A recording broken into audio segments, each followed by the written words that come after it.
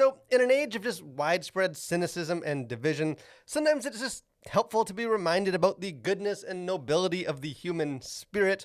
And to that end, can Last Breath, the new survival thriller in theaters this weekend, be such a positive reminder? Or is it merely another kind of shallow Hollywood thriller? I have seen it, so let's talk about it.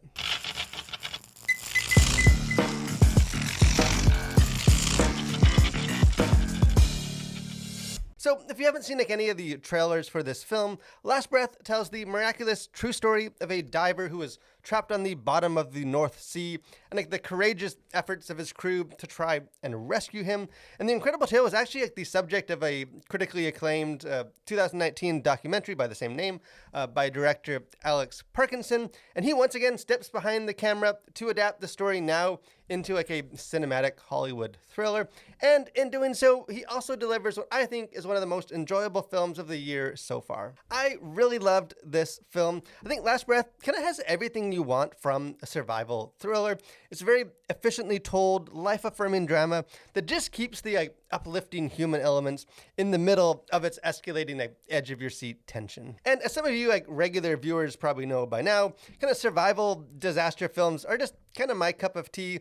They've always been one of my personal favorite genres, because I often find them just to be very fertile soil to amplify the best qualities of ordinary people who rise to the occasion when set against the backdrop of very extraordinary life or death circumstances. And I think when at their best, such films possess two very crucial elements. One, characters that the audience actually cares about, and two, thrilling action and tense situations.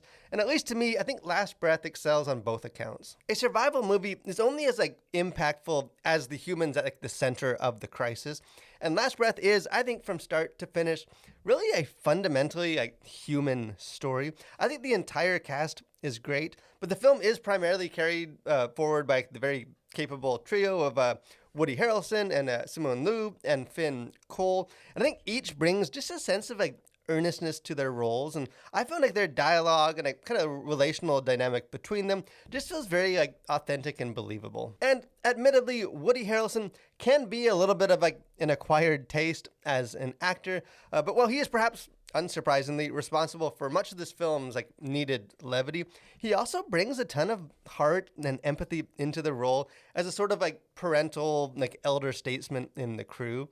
I think because of the solid performances by the main cast, the movie's first act, which occurs all prior to the diving crisis, really is no less engaging than the more main event thrills which follow. When those thrilling events do arrive, however, they are very effective and I think really well executed.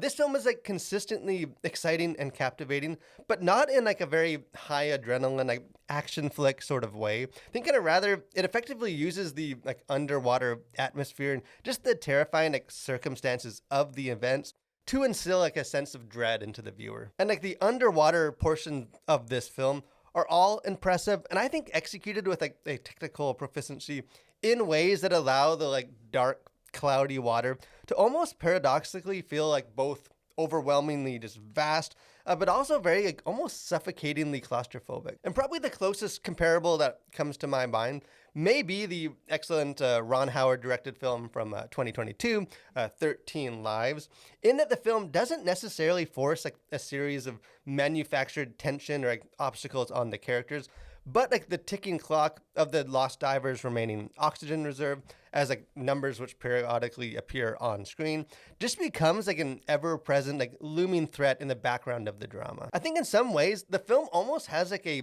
documentary feel to it, which is perhaps not surprising given that it's adapted from a documentary by the same director.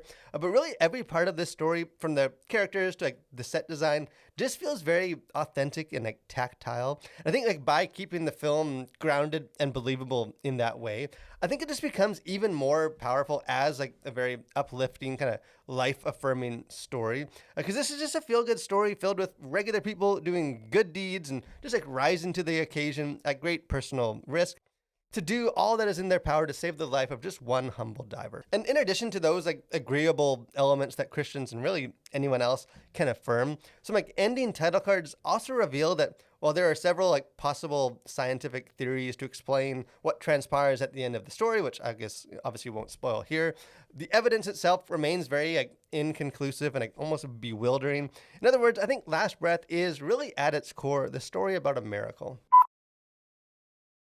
As far as content to consider, things going on the surface of this, really not a whole lot.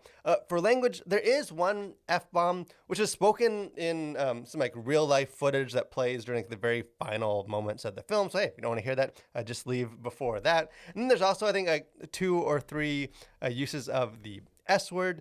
For violence, the only thing here is there are visible several like waterlogged corpses that are shown like underwater, having been trapped in a boating accident. For sexuality, the only things here is there is one possible like kind of crude innuendo, and also there's like an engaged couple that is clearly like living together before their marriage. As far as themes, worldview, things going on beneath the surface, I think kind of from start to finish, this is a film that's just saturated with very redemptive themes and values. It seems to ask the question of like, how much is one life worth? And then answers that question very emphatically that a single life is worth everything. And in one sense, the movie almost like echoes or parallels the teachings of Jesus in Matthew 18:12 about the shepherd that will leave behind the 99 sheep to go after and save the one that is lost. Because Chris Lemons, who is the diver lost at the bottom of the sea, is a very humble, just ordinary person, but that doesn't stop sort of his diving crewmates and also like the various crew members aboard the ship really from doing everything within their power to try and recover him. And even as the situation grows like increasingly dire and the chances of success seemingly impossible, they still press on, just not willing to abandon hope. And I think, at least for me, like kind of against the backdrop of today's polarization and just unhealthy tendency to like dehumanize other people, Last Breath is just a powerful reminder that like all people are created in the image of God and each life has very priceless value. So in the end, Last Breath, as like a intimate human drama not attached to any kind of flashy franchise or IP, is probably not the type of movie that is likely to make a big ripple in the Hollywood movie season. But I just really enjoyed this film. And I do think it is the type of like positive, redemptive story that Hollywood just needs more of. And I think it's also a movie that should both entertain and inspire audiences who do take the plunge to go check it out. But hey, I would love to hear what you think. If you go check out this movie this weekend, don't be shy. Jump into the comment section. Let's have a conversation about it. If you haven't done so too, encourage you guys, subscribe to the channel, become a collider. Got lots of other movie reviews, got our Faith and Pop Culture podcast, got interviews, just other fun stuff. Would love to have you guys be a part of that. But most of all, guys, thank you for watching. Stay safe and continue to collide through the world for Christ.